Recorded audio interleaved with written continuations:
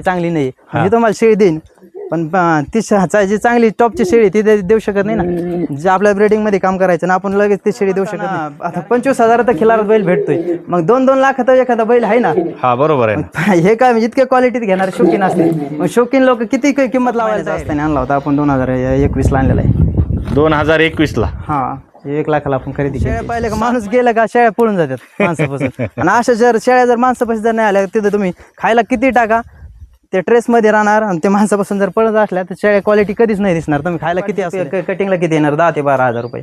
मग आपल्या ब्रिडिंगला जातात 25 ते 30,000 रुपये.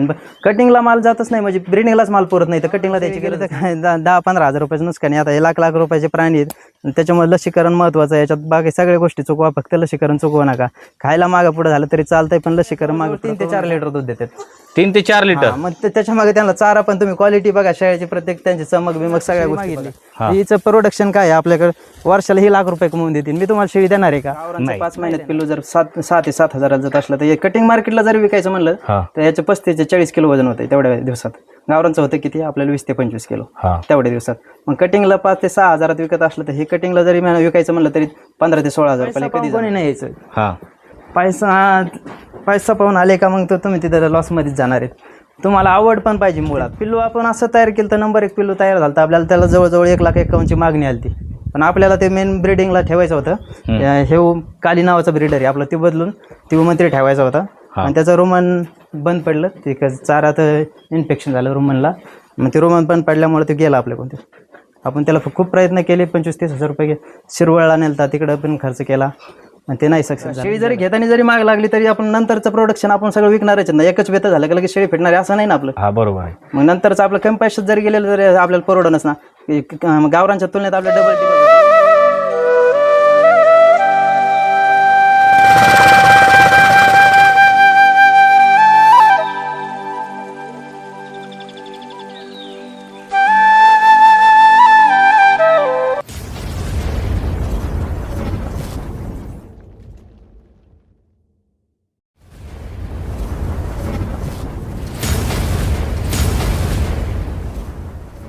नमस्कार शेतकरी मित्रांनो, स्वागत आहे आपलं आपल्या एका नवीन व्हिडिओमध्ये.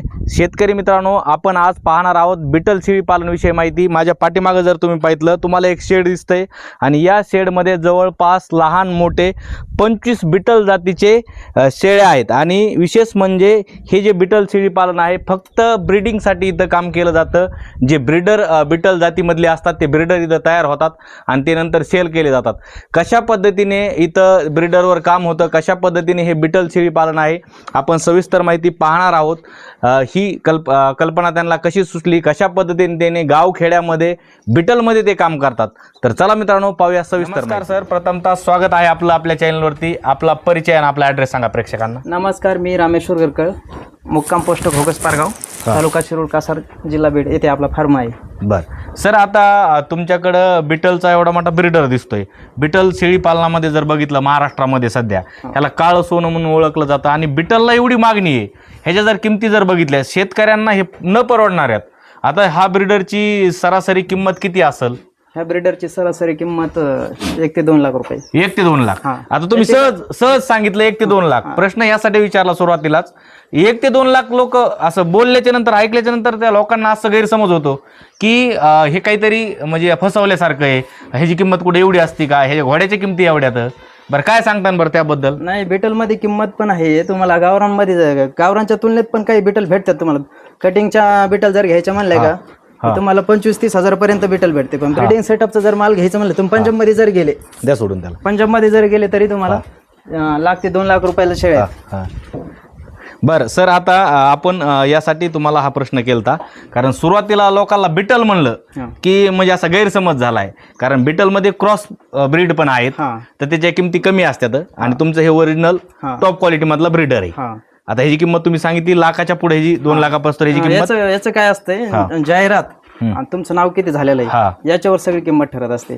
तुमची जाहिरात जर कमी असली, तुम्ही जर नवीनच असलात तर ओरिजिनलला बी किंमत नाही. हा, तुमची जर जाहिरात नसली तर किंमत कडून भेटणार. हा बरोबर आहे. म्हणजे लोकांना माहिती पाहिजे तुमच्याकडे ओरिजिनल भेटते. पैशाला लोक किती तयार आहेत, तुम्ही इथले नाही बाहेरचे कर्नाटक पंजाबवरून सुद्धा लोक येतात. बर, जर तुमची क्वालिटी जर आवडली का बाहेरच्या राज्यातून पण येतात. बर, आता आपण महत्वाच्या मुद्द्यावर येऊ. हे जे बिटल शेळी पालन आहे, या शेळी पालनाकडे तुम्ही कशा पद्धतीने वळालात? म्हणजे कसं तुम्हाला वाटलं की आपण शेळी पालन सुरू करावं? मी 2016ला गावरांमध्ये सुरुवात केली. मग त्यावेळेस चांगलं चालू होतं. त्यावेळेस बिटलचं काय माहिती नव्हतं, बोर जातीचं माहिती होतं. मग 10 शेळ्या केलेल्या होत्या गावरांच्या. मग आपल्याला बोरचा एक ब्रीडर म्हणून आणायचा होता. मी पुण्याला गेलतो त्यावेळेस. मग बिटल शेळी आपल्याला काही माहिती नव्हती त्यावेळेस. मग तिथं गेल्यानंतर आपलं एक लॉट आलतो तिथं. मग बिटलचे पाहिली मी शेळी, पाहताच आपल्याला आवडली. मग सर, आपण हे जे शेळी पालन सुरू केलं, आता यामध्ये भरपूर जाती शेळ्यामध्ये, जसं की गावरान, म्हणजे गावखेड्यामध्ये शेतकरी सगळ्यात आधी पसंत देतो गावरानला. तुम्ही बिटलला का पसंत दिली, हे महत्वाचा प्रश्न आहे. बिटल म्हणजे वजन वाढ क्षमता जास्त आहे, गावरांच्या तुलनेत भरपूर आहे, डबल टिबल आहे. तुमचं गावरांचं 5 महिन्यात पिल्लू जर 6 ते 7 हजारात जात असलं तर कटिंग मार्केटला जर विकायचं म्हणलं तर याचं 35 ते 40 किलो वजन होतं तेवढ्या दिवसात. गावरांचं होतं किती आपल्याला 20 ते 25 किलो तेवढ्या दिवसात. मग कटिंगला 5 ते 6 हजारात विकत असलं तर हे कटिंगला जरी विकायचं म्हणलं तरी 15 ते 16 हजार रुपये कधी जाणार आहे. म्हणजे कटिंगला पण सुरुवातीला आपण ब्रिडिंगला, म्हणजे ब्रिडिंग मार्केट हे काय असतं आपल्याला माहिती पण नव्हतं. आपण फक्त यांची हाईट आणि ते बघून घेतले होते फक्त. बरोबर आहे, बरोबर. मग आपण म्हणलं शेळी जरी घेताना जरी माग लागली तरी आपण नंतरचं प्रोडक्शन आपण सगळं विकणारच ना. एकच वेत झालं की लगेच शेळी फेडणार असं नाही ना आपलं. बरोबर आहे. मग नंतरचं आपलं कमी पैशात जरी गेलेलं तरी आपल्याला परवडणच ना. गावरांच्या तुलनेत आपल्या डबल टिबल जाते नाही. त्या हिशोबाने तुम्ही बिटलकडे वळाला. त्या हिशोबाने बिटलकडे. नंतर व्हिडिओ व्हायरल झालेत आपले. नंतर मग आपले मागणी पण भरपूर यायला लागली. मग आपलं सगळा माल ब्रिडिंगला जायला, आपलं एक पण कटिंगला पिल्लू गेलं नाही. सुरुवातीला कमी पैशात जात होते, आता आपलं कमीत कमी 25,000 पासून पुढेच पिल्ली जाते. 25,000च्या पुढेच? 3 महिन्याची पिल्ली आपले म्हणजे बुकिंगच असते तिथं. तुम्हाला पिल्लू सध्या विक्रीला सध्या एक पण नाही, सगळं बुकिंग करूनच गेले. लांबले का तुम्ही 15 ते 20 दिवसातच लगेच बुकिंग होते. काही तर पोटात असताना ह्या शेळीचे पिल्लू आपल्याला पाहिजेत, लगेच बुकिंग. आता सगळ्यात महत्वाचा प्रश्न असतो शेळी पालनामध्ये किंवा कुठला व्यवसाय करायचं म्हणलं तर अडचणी भरपूर असतात. काय होतं, आपण यामधला फायदा सांगतो पण यामधल्या अडचणी कशा आहेत ह्याला शेतकऱ्यांना समजत नाही किंवा नवीन जे शेळी पालक आहे त्यांच्या लक्षात येत नाही. तुम्ही ज्यावेळेस बिटलमध्ये काम करत होतात सुरुवातीला तर तुम्हाला काही अडचणी आल्या का? बरं, अडचणी प्रत्येकाला येणार आहेत. नवीन शेळी पालन करायचं म्हणलं तर प्रत्येकाला अडचणी येणार आहेत. तिकडे बघून बोला. नवीन शेळी पालन करायचं म्हणलं की प्रत्येकाला अडचणी येणार आहे. नवीन रोगराई आजार ते कळत नाही. नवीन लोक काय करतात, लॉट मधला माल घेऊन येतात, तिकडून 1700-1800 किलोमीटरवरून येतात. मग त्याला आजार बिजार, वातावरण चेंज झालं, चाऱ्यात बदल झाला, पाण्यात, तर आजार येणार आहेत. मग ते नवीन लोकांना हँडल होत नाही. मग त्याच्यात काही शेळ्या जातात, मग त्याच्यातून नुकसान होते. बरं, मग तुम्हाला सुरुवातीला काही आलतं का असं प्रॉब्लेम? शेळी समजा एखादी मेली, काही आजार आला? सुरुवातीला नाही. आपण सुरुवातीला गावरांमध्ये काम केलं तर त्यावेळेस पावसाळ्यात त्याच्यात 1-2 पिल्लं जायची माहिती नसल्यामुळं. त्याच्यानंतर 1-2 वर्ष गावरांमध्ये काम केलं, माहिती झाली आपली पूर्ण मेडिसिनची, त्याची माहिती झाली. मी व्हेटरनरी डिप्लोमा केला, पूर्ण माहिती झाली आपल्याला. मग त्याच्यानंतर मी बिटलचं लॉट आणायला लागलो तिकडून. कुठून आणले बिटल? मी पंजाबवरून भटिंडा टुंगवली तिकडून लॉट आणत होतो. कसं तुम्हाला माहिती झालं तिथं बिटल भेटते? मी पुण्याला तिकडे गेलो, आपला एक ट्रेडर आहे आपल्या इथला पुण्याचा, मग ते पंजाब मध्ये राहतोय, पण त्याच्या मार्फत गेलतो आपण तिथून.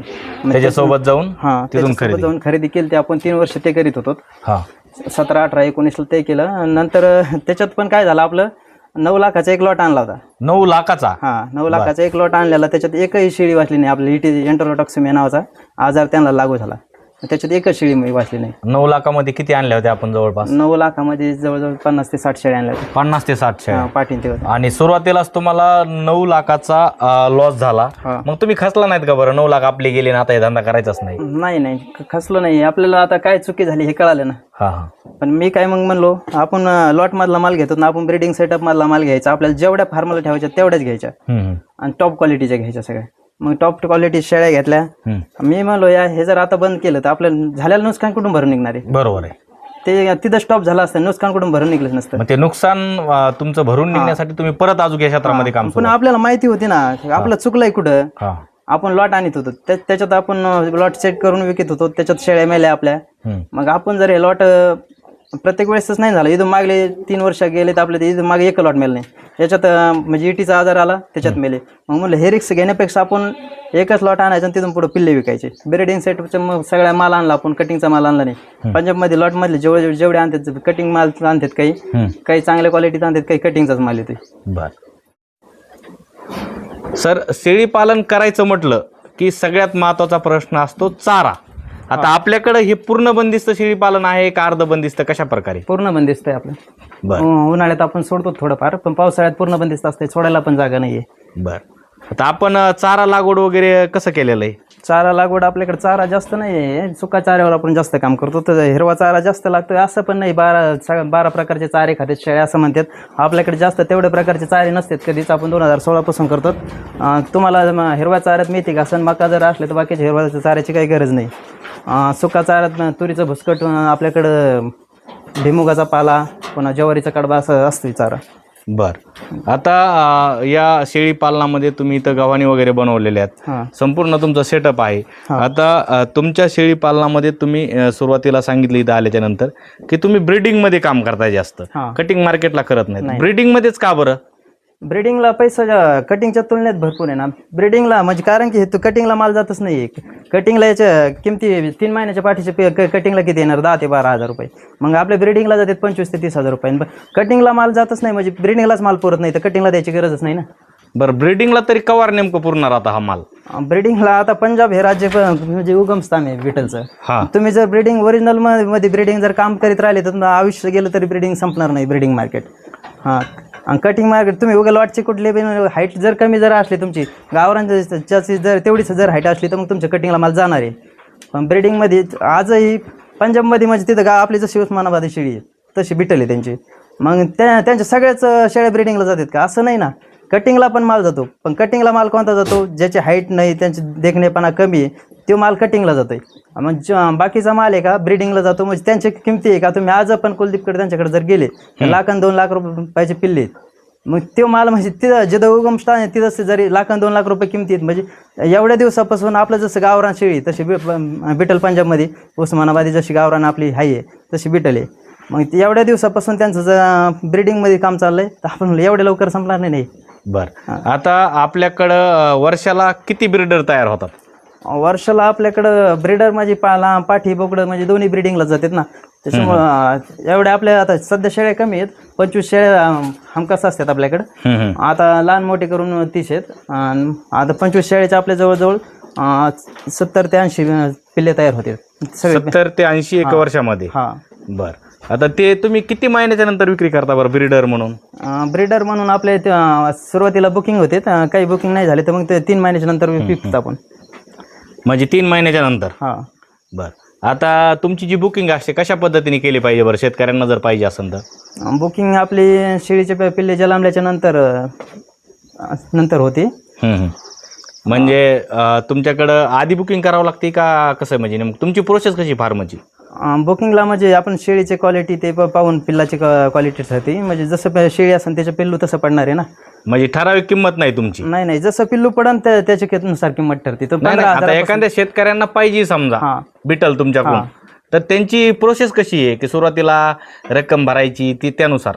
नाही, सुरुवातीला पिल्लू पाहायचं, तुम्हाला आवडलं का मग त्याची आईचे त्याच्या बापाचं म्हणजे ते हे निघणार. मग त्याच्यानुसार पिल्लूची किंमत ठरण. 15 हजारापासून तर 25-30 हजारापर्यंत पिल्ले भेटतात. मग जशी क्वालिटी पडन तसा रेट. सगळ्याचा सेम रेट पडत नाही. सगळे पिल्लू सगळे सारखे कंपनीतल्या एका गाडीसारखे सगळ्याच सारखे नाही पडणार. बरं. आता आपल्याकडे समजा बिटल मधल्या पाटी जर पाहिजे असत्या त्याचं काय असतंय? पाटी संभोगडाच सेम रेट आहे. प्रोसेस एकच आहे. म्हणजे ह्यामध्ये काही डिफरन्स नाही? नाही, त्याच्यात काही क्वालिटीत डिफरन्स नाही, त्याच्यामुळे मग किमतीत पण डिफरन्स नाही आहे. काय असतं, बुकिंग करायचं म्हणलं का तुमच्या मनानुसार 2,000 रुपयापासून तुम्ही ॲडव्हान्स देऊन ठेवायचा मला. आणि त्याच्यानंतर मी 3 महिने तुम्हाला पिल्लू 3 महिन्याच्या कंप्लीट झालं का त्याच्यानंतर तुम्हाला पिल्लू देणार. त्याच्यात पिल्लू मेलं फिलं काही झालं तर ते माझ्याकडे जिम्मेदारी. म्हणजे तुमच्या फार्मवर आहे तोपर्यंत? जोपर्यंत फार्मवर तोपर्यंत माझ्याकडे जिम्मेदारी.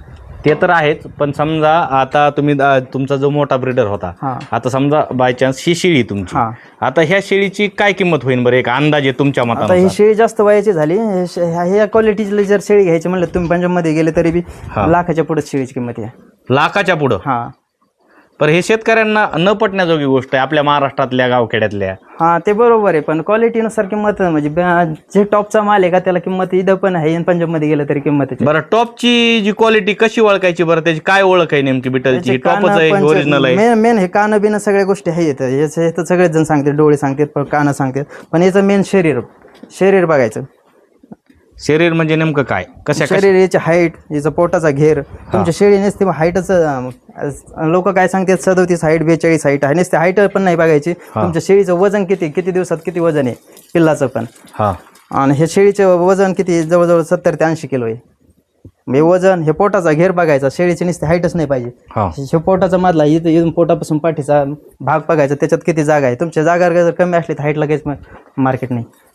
बर, आता बिटलमध्ये जे नवीन शेळी पालक सध्या महाराष्ट्रामध्ये एकामेकाचं बघून म्हणा किंवा यामध्ये लय पैसा आहे हे पाहून यायला लागले, त्यासाठी काय सांगताना बरं? नाही, पैसा पाहून कोणी नाही यायचं. पैसा पाहून आले का मग तुम्ही तिथं लॉसमध्येच जाणार आहेत. तुम्हाला आवड पण पाहिजे मुळात. आवड असली तर तुम्ही ह्या क्षेत्रात उतरा, नाही तर नका उतरू. आवड पण पाहिजे. आवड पाहिजे. आवड काय असते, सुरुवातीला आवड नसली का सुरुवातीला तुम्ही घेतला सुरुवातीला डायरेक्ट तुम्ही पिल्ले विकणार आहेत असं नाही ना. सुरुवातीला नवीन माणसाकडे एवढे कस्टमर पण जात नसतात. मग तुम्ही पुन्हा काही काही जर झाली तर सुरुवातीला जर आवड जर नसली तुम्ही खचून जाणार आहेत. पण आवड जर असली का तुम्ही ह्या क्षेत्रातून माघार घेतच नाहीत. बर, आता बोलत असताना तुम्ही सांगितलं की तुमच्याकडे एक मंत्री नावाचा ब्रीडर होता, त्याबद्दल काय सांगता? आता मंत्री आपण आणलं होतं कर्नाटकवरून पिल्लू. किती महिन्याचं पिल्लू आणलं होतं? कर्नाटकवरून ते आणलं होतं 5 महिन्याचं पिल्लू आणलं होतं आपण. मग ते पिल्लू आपण असं तयार केलं तर नंबर 1 पिल्लू तयार झालं. आपल्याला त्याला जवळजवळ 1,51,000ची मागणी आली ती. पण आपल्याला ते मेन ब्रीडिंगला ठेवायचं होतं. हे काली नावाचा ब्रीडर आहे आपलं, ते बदलून ती मंत्री ठेवायचा होता. आणि त्याचं रोमन बंद पडलं, ते चारात इन्फेक्शन झालं रोमनला. मग ते रोमन बंद पडल्यामुळे ते गेलं आपल्या कोणते. आपण त्याला खूप प्रयत्न केले, 25-30 हजार रुपये शिरवळला नेलता, तिकडं पण खर्च केला आणि ते नाही सक्सेस झालं, गेला ते. किती महिन्याचा होता तो? 8 महिन्याचा होता. 39 हाईट झाली त्याची आणि जवळजवळ 65 किलो वजन केलं ते एवढ्या दिवसात. बरं, आता एवढा मोठा तुमचा समजा लॉस आहे, बरं ह्या लॉसला कसं समोर जातात बरं तुम्ही? एवढा मोठा ब्रीडर, आता तुमच्याकडे एक भावनिकता वाटायला लागली मला एक प्रकारे. ते भावनिकतेचं तर असतंच आपल्याला, त्याच्यावर नुसती किंमतच नाही, त्याच्यावर तेवढं प्रेम आणि ते सगळं. आता घरातलं सदस्य जसं गेलं की तेवढंच दुःख होतं त्याच्या जाऊन. पण बाकीचे पण प्राणी आहेत, आता गेला तर ते जाणाऱ्या गोष्टीला आपण काही करू शकत नाहीत. मग जाणाऱ्याला खचून जाऊन बाकीचे प्राणी आपण ते तसे तयार करणार आहेत. एवढं काही नाही, खचून जाऊन नाही जमत. बरं, आता बिटलमध्ये कशा प्रकारे काळजी घेतली पाहिजे? पलीकडे तुमच्या काही लहान मोठे पिल्ले आहेत ते दाखवा एकदा आपल्या शेतकऱ्यांना. सर, आता आपले पिल्ले साईडला ठेवलेत, काय कारण आहे बरं? आपल्या शेळीपालनात म्हणजे जास्त कप्पे नाही आहेत, पण तुम्ही प्रत्येक म्हणजे भरपूर जागेवर गेला असताना प्रत्येक शेळ्याला 10-10 शेळ्या 5-5 शेळ्या असे कप्पे केलेले आहेत. आपण फक्त पिल्लाला वेगळा आणि शेळ्याला वेगळा एवढंच कप्पे केलेले आहेत या आतमध्ये. फक्त पिल्लाला वेगळं आणि शेळ्याला वेगळं? पिल्लं काय होतं, जन्मल्यापासून तुम्ही जर शेळीसोबत जर ठेवले तर मग ते सारखे दूध पिणार. त्या म्हणजे आलं दूध तर एक 2 पिल्लं असले तर एक दूध पिणार, एक साईडला राहणार. मग ते तेवढं त्यांच्या अंगी पण लागत नाही. थोडं दूध आलं की तेवढं लगेच पिऊन घेणार. हे काय आपण 2 टाईम पाहिजे होतं त्यांना. दूध पण येतं शेळीला भरपूर तेवढ्या वेळात. आणि शेळी पण सारखं जर दूध सिटीत राहिले पिल्ले तर मग शेळी पण खराब होते, पिल्लं पण तेवढ्या अंगी लागत नाही. मग 2 टाईम शेळ्याला सोडतो, पोटभर दूध पण भेटतं आणि शेळी पण खराब होत नाही. आता हे घ्या ना तुमच्याजवळ. आता हे जे आहे हा प्राणी, समजा ही जी पाट आहे, तर ही किती महिन्याची आणि ह्याची काय किंमत होईल बरं? ही 5 महिन्याची आहे. हिच्या ह्या पाठीची किंमत 35 ते 40 हजार रुपये होती. 35 ते 40? किती महिन्याची? 5 महिन्याची. 5 महिन्याची. बैलाच्या किमतीमध्ये हे पिल्लू आहे. आता हे पिल्लू दिलेलं आहे, हे 1.5 महिन्याचं पिल्लू आहे. इथं बीडला दिलेलं आहे. पोलीस साहेब आहेत, त्यांना दिलेलं आहे आपण 25,000 रुपयाला दिलेलं आहे. आता 1.5 महिन्यात झालेलं आहे. हे ही एक पाट दिलेली त्यांना. आता हे 3 महिन्याची परवा पूर्ण झाली. मग आता उद्या नाही तर परवा येते ते. 3 महिन्याची एक आणि हे किती महिने? 2 केलेले आहेत. म्हणजे हे 3 महिन्याचं कंप्लीट करून द्यायचे. हे 1.5 महिन्याचं आहे, हे 3 महिन्याचं झालंय. हे घेऊन जाते ना आता, ते 3 महिन्याचं कंप्लीट करून द्यायचं. 25-25 सौदा झालेला आहे. 25-25 म्हणजे तेवढंच करून द्यायचं का? 50,000 2 दिले, तेवढेच राहिले होते. बाकीच्या पाठी होत्या 3-4 होत्या, एक मस्त जगवल्याने नेल्यात. म्हणजे आपले पिल्ले प्रत्येक महिन्याला असे, आता हे ते गेलेत, आता हे आलेत, 4 पिल्ले आलेले आहेत. मग हे ना आता पुढल्या महिन्यात आता हे बुकिंगला सध्या दिले नाही आपण, कारण की काय होतं प्रत्येक वेळेस फार्मवर आले का आपल्याकडे मालच नसते, बुकिंगचाच माल आहे. मग नवीन कस्टमर आले का म्हणतात मग यांच्याकडे मालच नाही कधी, त्याच्यामुळे काही वेळेस बुकिंग देत नाही. 1-2 प्राणी ठेवलेले असतात. बरं, हे झालं तुमच्या बुकिंग संदर्भामध्ये. बरं, चाऱ्यामध्ये कसं व्यवस्थापन आहे आपल्याकडे, कसं कामकाज चालतं? चाऱ्यामध्ये आपण सकाळी सुरुवातीला सुका चारा देतो, त्याच्यात वैरण कडबा, ज्वारीचा कडबा असतोय. नंतर 8 वाजेपर्यंत देतो. 8ला मेथी काष्टा, कापितो 9 वाजेपर्यंत ते मेथी घास कापून कुटी करून 10 वाजायच्या आत सगळं काम करून नंतर आंघोळ करतो मी. हां 10 वाजेपर्यंत. 10 वाजेपर्यंत तिथून पुढे कसलंच काम नसतं याच्यात आपल्या शेळीपालनात. बरं, पिल्ल्यांना पाजण्याचं नियोजन कसं असतं बरं? सगळ्यात महत्त्वाचा प्रश्न आहे. सकाळी पिल्ल्याला उठल्या का सकाळी आपण त्याच्यात झाडीत तुम्ही खाली दाखवा. आपण झाडीत बिडीत काही नाही, महिना 2 महिन्यातून एकदा झाडी होतो. आणि त्याच्यानंतर आहे का आपण उठलं का त्याच्यानंतर पिल्ले सोडणार. मग आपण आपल्या त्यांना कळतंय आई कोणत्या ते आपण आपल्या शेळ्या पण जर पिल्लाकडे जातात तर आपण आपल्या पेतात. तसं काय एवढं त्याचे बघावं लागत नाही. बरं, आता बऱ्याचशा फार्मवरती मी पाहिलं ज्यावेळेस व्हिजिट करतो त्यावेळेस की पिल्लांना बॉटलमध्ये दूध दिलं जातं. बॉटलमध्ये आता तुम्ही जर प्राणी दूध कमी जर असलं तर बॉटलमध्ये देणं ठीक आहे, पण तुमच्या प्राण्याला जर दूध चांगलं असलं तर मग बॉटलने द्यायची काही गरज नाही. आणि 3 पिल्ले झाले 4 पिल्ले झाले तर मग बॉटलने द्यायला पाहिजे. पण तुम्ही 2च पिल्ले झाले आणि तरी बॉटलने द्यावं लागतंय म्हणलं मग तुमचं काहीतरी नियोजन चुकतंय. दूध कमी येतं शेळ्याला, मग कशामुळे येतं ते पाहायला पाहिजे सुरुवातीला. बरं, आता आपल्याला चारा कमी पडतोय का कशामुळे, काय फार्मवर काय केलंय तुम्ही शेळ्या पिल्ले फक्त पिल्ले द्यायसाठी आणि जरशा गाई ते आणून ठेवल्या तर त्याचे दूध पाहिजे ते. मग तुमच्या शेळ्याला दूध निघत नसले मग होणारे पिल्ले तरी काय दुधाचे पडायचे. मग प्रत्येक तुम्ही आता 2 आणि 3 पाठी आपल्याकडून नेतात काही शेतकरी, मग 2 आणि 3 पिल्लासाठी त्यांनी जर्सी गाय घ्यायची का? असं नाही ना, असं परवडणार नाही त्यांना. मग तुमची शेळी मुळात तेवढी दुधाची पाहिजे. आपल्या शेळ्या जवळजवळ 3 ते 4 लिटर दूध देतात. 3 ते 4 लिटर. मग त्याच्या मागे त्यांना चारा पण तुम्ही क्वालिटी बघा शेळ्याची, प्रत्येक त्यांची चमक बिमक सगळ्या गोष्टी बघा. किती महिन्याच्या नंतर या पिल्लांना दूध बंद केलं पाहिजे? समजा किती महिन्यापासून दूध देतो आपण? 3 महिन्यापर्यंत. आता आपल्याकडे दूध 3 महिन्यापर्यंतच पिल्ले असतात, तिथपर्यंतच दूध असतं. तिथून पुढे मग दूध बंदच होतं, शेतकऱ्याला जाते पिल्ले. त्याच्यामुळे 3 महिन्यानंतर आपण चारा देऊ शकतो. चारा ते महिना 1.5 महिने झाले का चारा खायला लागतात, पण 3 महिन्यात पोटभर दूध भेटायला पाहिजे. बरं, चांगले पिल्ल्याच्या तब्येती होण्यासाठी, चांगलं ब्रीडर होण्यासाठी कुठला खुराक दिला पाहिजे किंवा तुम्ही कोणता खुराक देता? आता पिल्लाला आपण जास्त खुराकच देत नाही. पिल्लाला मेन सगळ्यात जास्त खुराक आणि ते सगळं म्हणलं तर पिल्लाच्या वाढी मागे फक्त दूध असतंय. दूध पोटभर भेटलं तर तुमची क्वालिटी बनणार आहे. 3 महिन्याच्या नंतर 3 महिन्याच्या नंतर तुम्ही भिजवून शेंगदाणा पेंड द्या, सोयाबीन द्या, मका द्या, हरभरा द्या, काही पण चालतं. काही पण द्या. फक्त जास्त प्रमाणात देऊ नका, म्हणजे इंडायजेशन झालं नाही पाहिजे. योग्य प्रमाणात द्या. सुरुवातीला कमी द्या, नंतर जसे त्यांना पचन पडेल तसे खुराक द्यायला वाढवायला सुरुवात करा. बरं, आता तुमचं एवढं मोठं शेळी पालन आहे, तुमच्या शेळ्यांच्या जर तब्येती बघितल्या एकदम असं तेल सांडल्यासारखे तुमचे हे पिल्ले दिसतात. तुमच्या हातामधला जो ब्रीडर आहे त्याला जर पाहिलं पहा शेतकरी मित्रांनो, कशा पद्धतीने यांच्याकडं टॉप क्वालिटीच्या त्यांच्या मतानुसार ज्याला समजतंय ते आता लक्षात आलं असेल. पण मी सध्या फर्स्ट टाईम असे पिल्ले पाहतोय. तुम्हाला व्हिडिओमध्ये त्याची क्वालिटी दिसते कशा पद्धतीने संपूर्ण पिल्ले आहेत. कोणत्या बी पिल्लाला तुम्ही जर पाहिलं इथं मोठे पहा, लहान पहा, सगळ्याची क्वालिटी पहा कशा पद्धतीने. समजा कुणाला बिटलमध्ये काम करायचं आहे, बिटलमध्ये आवड आहे, तर त्यांच्यासाठी इथं बिटलचे त्यांच्याकडं ब्रीडर भेटतात, पाटी भेटतात. स्क्रीनवरती सरांचा नंबर आहे, सरांना कॉन्टॅक्ट करा आणि जवळ असताना तर व्हिजिट करा. पाहिल्यानंतर अजून तुम्हाला आवड निर्माण होईल आणि असे पिल्ले तुम्ही खरेदी करू शकता. आपण त्यांच्याकडून अजून माहिती जाणून घ्या कशा पद्धतीने त्यांनी हे शेळीपालन सक्सेस केलेलं आहे. शेतकरी मित्रांनो, त्यांचं 10 गुंठ्यामधलं तुम्ही कंपाऊंड पाहू शकता कशा पद्धतीने त्यांनी कंपाऊंड जाळी केलेली आहे. संपूर्ण बाहेर जर तुम्ही बघितलं मुक्त संचारमध्ये फिरण्यासाठी त्यांना हा मुक्त गोठा आहे आणि इकडं साईडनी कंपाऊंड केलेलं आहे. तर अशा पद्धतीने त्यांचं बिटलमधलं हे शेळीपालन आहे. उन्हाळ्याचे दिवस आहेत त्यामुळं शेळ्या आतमध्ये इथं, पण इकडं जर बघितलं त्यांचं टॉप क्वालिटीचं जे बोकड आहे कशा पद्धतीने बोकड आहे आपण व्हिडिओमध्ये माहिती पाहतो आहे. सर, आता आपल्याकडं जर बघितलं आपलं गावाच्या बाहेर शेतामध्ये हा फार्म आहे. आता एखाद्या शेतकऱ्यांना इथं व्हिजिट करायची, त्यासाठी जर यायचं जर म्हणलं काही चार्ज वगैरे आहे का? कशा पद्धतीने आपल्या फार्मवरती यायला पाहिजे? नाही, चार्ज वगैरे तसं काही नाही. आपल्याला यायचं म्हणलं तर डायरेक्ट फोन करायचा आणि डायरेक्ट यायचं. इथं आपलं माथुरी रोडला माथुरी रोडला 3 kilometre Pargaon, Ghogas पारगावपासून 3 kilometre form आहे. बरं, तिथे आता सर तुम्ही चारा लागवडमध्ये महत्त्वाचे चारे कोणते लावलेत आणि किती गुंठ्यामध्ये किती एकरमध्ये आपण चारा लावलेला आहे? चारा आपला 15 गुंठ्यामध्ये एवढं 20-25 शेळ्यासाठी 15 गुंठ्यात भागते आपलं मेथी घास. आणि पेरगवता केलं त्यांनी पेरगवतामध्ये कोणतेच प्रोटीन नाही, कॅल्शियम नाही, काही नाही, त्याच्यामुळे ते बंद करून टाकलं. आपण फक्त मेथी घास ठेवला आहे आणि सुक्या चाऱ्यावर काम करतो आपण जास्त. आता हे तुतीचं बियाणं आहे इकडं, तेवढं लावायचं आहे. मेथी घास आणि तुती एवढं चारा ठेवायचं, बाकी नाही चारे करायचे. बरं, आता ह्याला खायला टाकण्याचं नियोजन कशा पद्धतीने असलं पाहिजे बरं बिटलमध्ये? खायला तुम्ही 2च टाईम टाका, पण खायला म्हणजे आपण बंदिस्त करतो तर उगा नसतं दिवसभर राबत राहायचं, 5-5 मिनिटाला आणून टाकायचं असं नका करू. खायला 2च टाईम टाका, गव्हाणी जास्त ठेवा. आणि खायला म्हणजे जेवढं आणता ते म्हणजे दिवसभर टाकणार आहे तेवढं 2च टायमात टाका. गव्हाणी जास्त ठेवल्या का आखे भरून टाकायच्या, म्हणजे भरून उरलं पाहिजे. असं म्हणजे यूट्यूबला बघायला 4 किलो लागतंय 5 किलो लागतंय असं करू नका. शेळ्याला म्हणजे पोट भरून उरलं पाहिजे.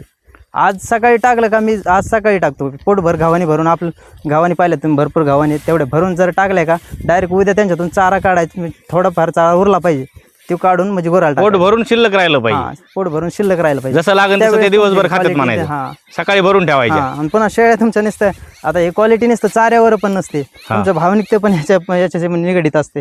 मग शेळ्या तुम्ही काही फार्मवर गेला असताना शेळ्या वगैरे फार्म पाहिले तर मोठे हायटेक फार्म ते, मग शेळ्या पाहिले का माणूस गेलं का शेळ्या पळून जातात माणसापासून. आणि अशा शेळ्या जर माणसापासून जर नाही आल्या तिथं तुम्ही खायला किती टाका ते ट्रेसमध्ये राहणार, आणि ते माणसापासून जर पळत असल्या तर शेळ्या क्वालिटी कधीच नाही दिसणार. तुम्ही खायला किती असू द्या, इथं खायला कमी पण शेळी प्रत्येक शेळी का एक माणसापासून पळणार नाही. माणूस दिसला का माणसाकडे येतात, म्हणजे माणसाचा पण जिव्हाळा त्यांना तेवढा लागलेला आहे. बरं. आता सर या शेळ्यांना आपण लसीकरण वगैरे केलेलं आहे का? लसीकरण तर करावंच लागतंय. काय असतंय गावरान शेळी गेली तर काय 10-15 हजार रुपयाचं नुकसान आहे. आता हे लाख रुपयाचे प्राणी आहेत, त्याच्यामुळे लसीकरण महत्त्वाचं आहे. याच्यात बाकी सगळ्या गोष्टी चुकवा, फक्त लसीकरण चुकवू नका. खायला मागं पुढं झालं तरी चालतंय, पण लसीकरण मागं पुढं करू नका. तुम्ही ET, PPR, HS या 3 लसी तर हमखास द्या.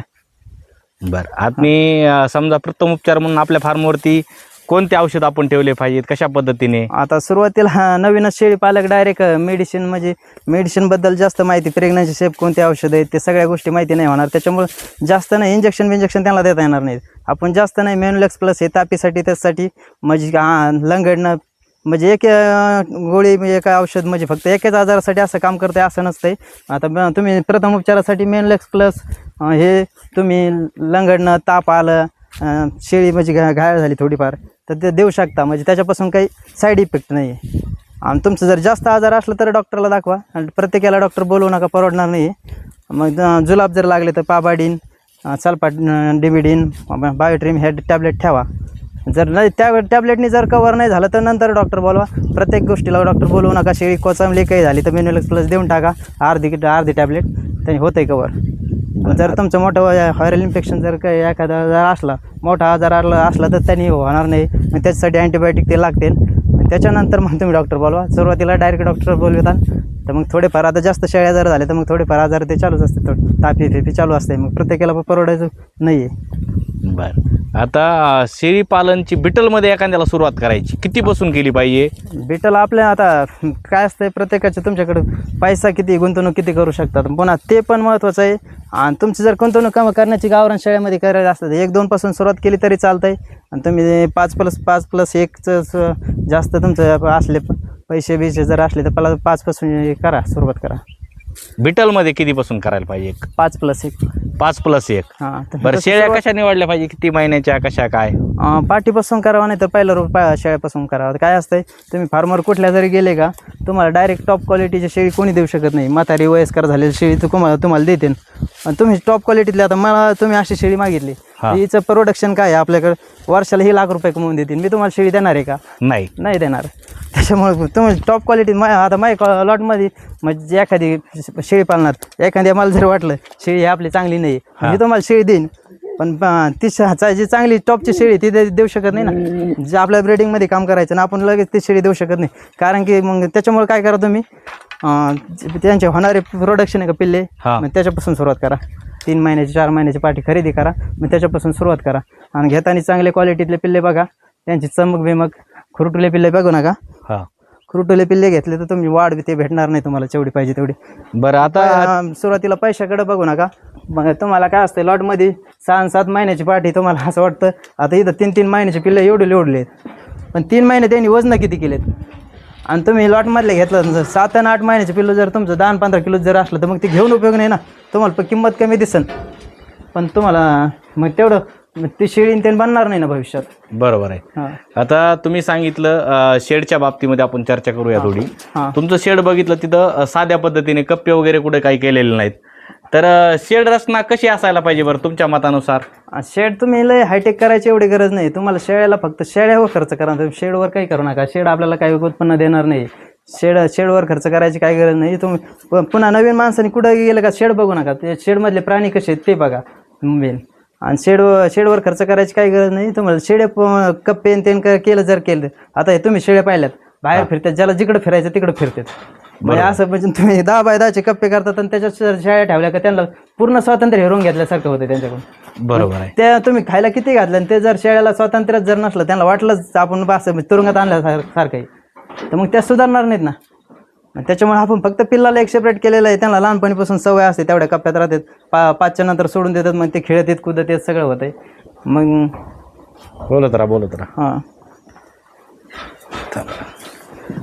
सर, तुम्ही सुरुवातीला सांगितलं या ब्रीडरची किंमत 1.5 लाखाच्या पुढे, जवळपास 2 लाखापर्यंत सध्याच्या किमती आहेत.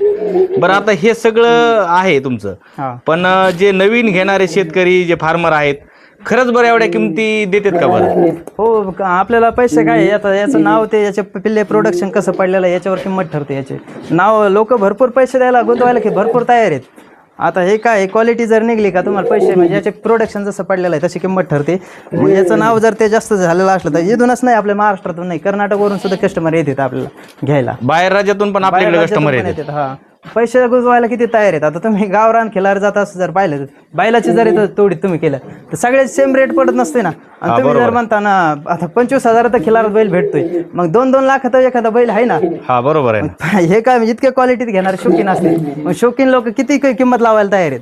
बर, आता आपला हा ब्रीडर आहे, ह्या ब्रीडरची हाईट, त्याचं वजन, कानाची लेंथ किती आहे तुम्हाला आता माहिती आहे? त्याचं वजन वगैरे केलेलं आहे का? हां, याचं वजन जवळजवळ 130 किलो आहे आणि याची हाईट 46 आहे. कानाच्या लेंथवर आपण जास्त काम करीत नाही. कानाच्या लेंथवर म्हणजे मेन कानाचं